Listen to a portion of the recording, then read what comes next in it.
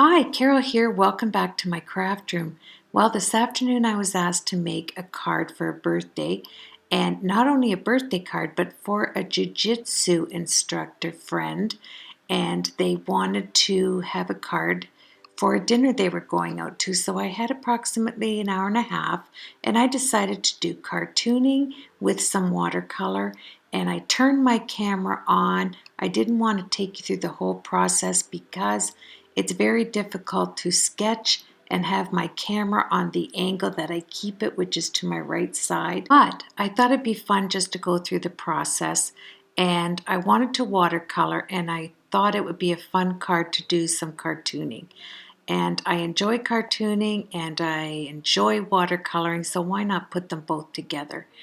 So the person that's on the left is to represent the Jiu-Jitsu instructor that this card is made for. And then I changed it up from the cartoon that I saw on the internet, and I made the one that he is fighting in the ring here. I made a ring, and then I made some cheering crowd up there that says, "Go, Francis." That's the person's name. And somebody holding up a sign up there in the crowd. And then I made the person that they were jujitsuing to the right, a little more out of shape, as you can see there. I thought that would be very funny when the recipient gets this card. And it was a very hurried card, so I didn't get the end with some pictures for you, but I thought I would do that. And then on the inside, I thought I would sketch this older gentleman, and he's on his walker, and his hand is saying, "Bring it on, Junior."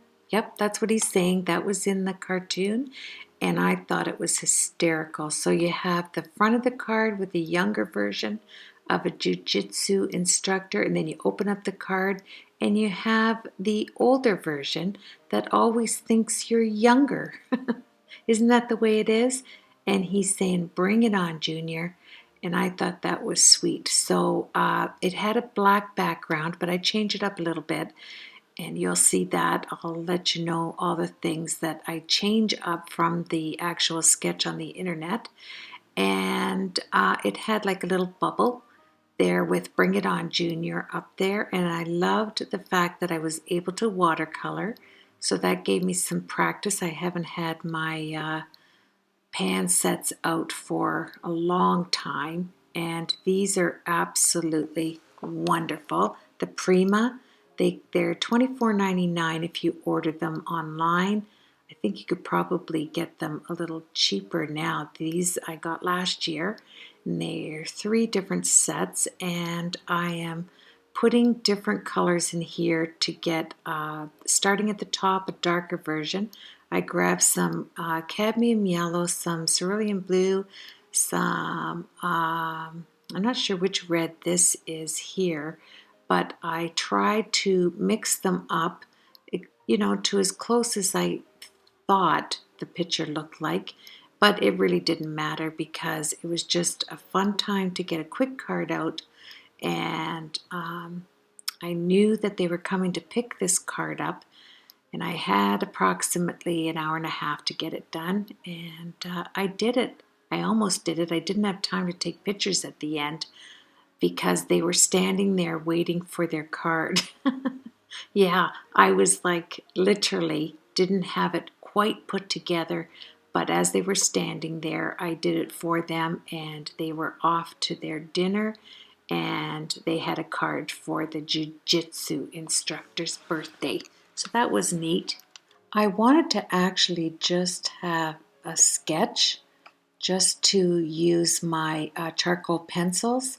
This I'll end up using them. I'll end up using pencils, and I use the 5B lead after I get finished the watercoloring to bring it up. So you get 2 effects. You get watercoloring, and you also get the look of just a sketch with a with your pencils and with the darker 5B lead, which looks really good, and it fills in any spots, tiny spots you miss with watercoloring as well.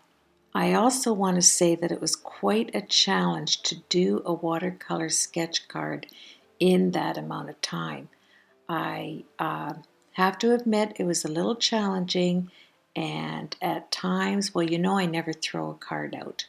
And I just kept going, thinking, okay, you can do it, you can do it. And actually having a time set that you have to complete something, and it just really invigorates you to practice in a short amount of time and see what you can do. It's very challenging. So a little frustrating at times as you're doing this, but I have to say I was it was a good challenge. I was really happy with it at the end. I wasn't sure how it was going to turn out as I was going along here, but I was trying to match it up pretty close to the picture that I had on my computer. And if you look up Jujitsu cartooning, I think you'll find them, the both pictures that I end up sketching here. So I like to, when I watercolor, I like to tap off to get my lighter um, color in so that the dark shading is put down first. I lay that application of how dark I want the watercolor, and then I just add some water to the lower section to get my light hue and tap it off with the paper towels, and it works out well. So they had this purple hue on the top of the ring that's going around, then they had the red, and then they had the blue. But what I really liked and what I thought was very challenging is they had the outfit of the left jiu-jitsu person in the ring blue, as well as the floor being blue. So I thought that was a good opportunity to use some purple hues in the outfit, in the jiu-jitsu outfit, to get your shading in so that it stands out from the actual floor. And that was fun to do when you have two different colors and you have to make one stand out more than another. This was actually more of an exercise for me than an instructional video on how to watercolor or sketch. And I hope you don't mind going through the process with me. I just thought I would turn on my camera and share it with you as I was coloring, and not so much the sketching, because you know what it's like when you have to have your hand totally in a certain position and the camera just didn't pick up on it. So I thought I would just show you the end results, and we'd have a little time to chat as I did the watercoloring. And I like the fact of learning and practicing. And shadows is something you can't get enough practice on, right? And the outfit here really helped me to quickly quickly experiment with color to get my shadows in there and all the folds. I'm so used to doing pretty little stamps, that have folds in skirts and folds in little uh, um, you know, prissy things. But it's nice to get to just draw yourself and put all the folds in your drawing yourself, and to watercolor it and experiment with different shading opportunities. And with watercolor, because it dries so much lighter, you get to go back and you get to go back and apply over top, and that's the beauty of watercoloring. I think you either like it or you don't, and I don't think there's any in between with watercoloring, because it is just a different look. It's very relaxing. It's very I'm trying to think of the word there. It's not precise in a sense, so you have a lot of leeway to experiment on your watercolor paper. And I really like using the Bristol. And I decided to use my watercolor pens instead of paintbrushes, just in case I wanted to squeeze out some water. But I do have a water jar beside me that I'm using, a flip-up plastic jar, and so that's nice. That's why I keep going. I actually should have put the paints to my right-hand side here, but I knew the camera was right there, and really this is just a kind of a chit-chat video as I am watercoloring and cartooning. Yes. So thank you very much for joining me in this. Tomorrow after church, I'm going to start a canvas, and I want to do an acrylic canvas that I saw on YouTube. This wonderful painter, her channel is Painting with Jane, and so I had a 16 by 20 canvas, and I wanted to get out my acrylic paints. I really challenged myself this year to use a lot of the products I already have in my craft room. I said that last year, that I wanted to shop in my own craft room to use the products that I already have, because we tend to want to get all the things that are new. I used to be like that when I first started crafting, but now I realize that the old is just as good as the new. The same with the pan set here of watercolors. They're wonderful, and you know, you have so many of them to choose from, but I didn't want to you know, I don't want to always be buying new, and this was wonderful. So here we go. Let's go back. I don't know. I just thought I would share that I really do want to use what I already have in my craft room. And shadows was the challenge for this card that I found really challenging. It was a challenge. And I like the fact that I made kind of like him, just a little sloppier and not as in shape as the actual Jujitsu person on the left, which is representing the person that's having the birthday today. And I liked the fact of having an hour and a half to do a card. That was different. And there goes that challenging word again, right? And then on the picture, the uniform here was white. So what I did is I just mixed up some gray, a little hue of light blue, and the white together to get this kind of gray hue. And then I added just a darker gray to get the shadows in. And underneath was the black belt, which I thought was kind of funny on this, the more out of shape person. He had a black belt. Now, I don't know what the colors of the belts are. I don't know if a blue belt is any higher than a black belt, but I do know I've heard about the black belt. So I put it, I think it was on the picture actually, it was black. So like I said, I tried to stick pretty close. The person on the left had like a goatee in the picture, so I kept that on there. And yeah, so it was fun. You get to practice your skin tones on here. You get to practice your sketching if you sketch, and you know, we can't do it all right. And I wanted to do a canvas this year of acrylic painting, this painting canvas I saw. So I'm going to try to get that up for you probably Monday. And yeah, because I have service in the morning and the evening.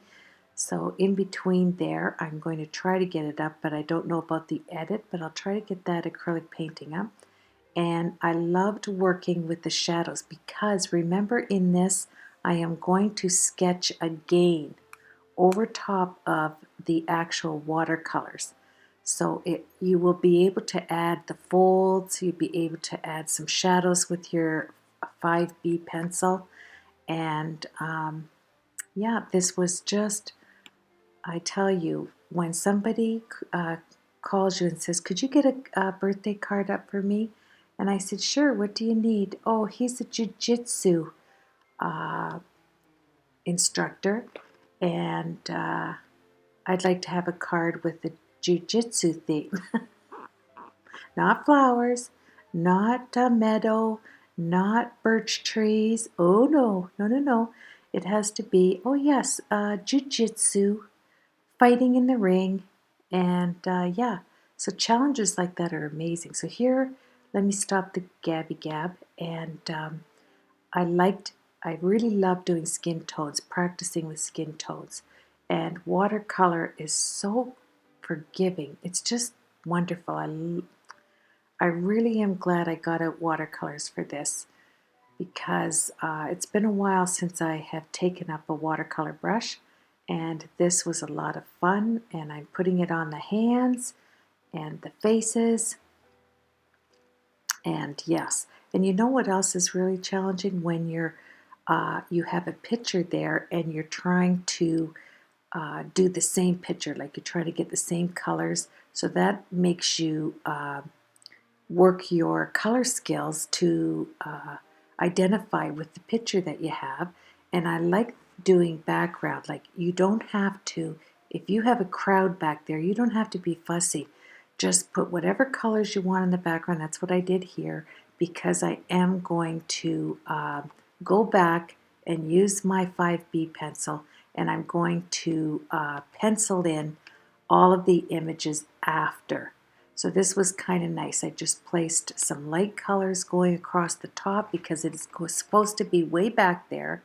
The focus are the two Jiu-Jitsu fighters in the ring, and then whatever's in the background can be just kind of like shadow, just a blur in a sense. So that was fun. I also want to take a minute to thank everybody for viewing my videos and for subscribing to my channel. I just think it's wonderful. And for the wonderful comments on my aquarium card, thank you so much. And here I am adding the black. I put some blue hues in with the black, some purple, and mix the three of them together to get this color, because it was pitch black in the picture, but I didn't want to have it pitch black. So I stuck with kind of a burgundy black. And then I wanted to have some texture in it, and it was kind of like a sloppy theme. It was not, if I wanted to have it a pure black, I would have used Copics to color this. But I wanted to have this practice with my watercolor, and there's my texture in the paper towel. And then I'm going to take my white click eraser, and I'm going to take the Molotow masking off because it is dry, and you have to wait till it's dry, and you don't want to put a lot of pressure when taking the Molotow masking fluid off. It's very plasticky. It's really good plasticky. You like that word? It is nice, but if you press too hard, you give it too much pressure, you are going to rip the paper if it's not dry. So here's where the 5B pencil starts to come in for the details.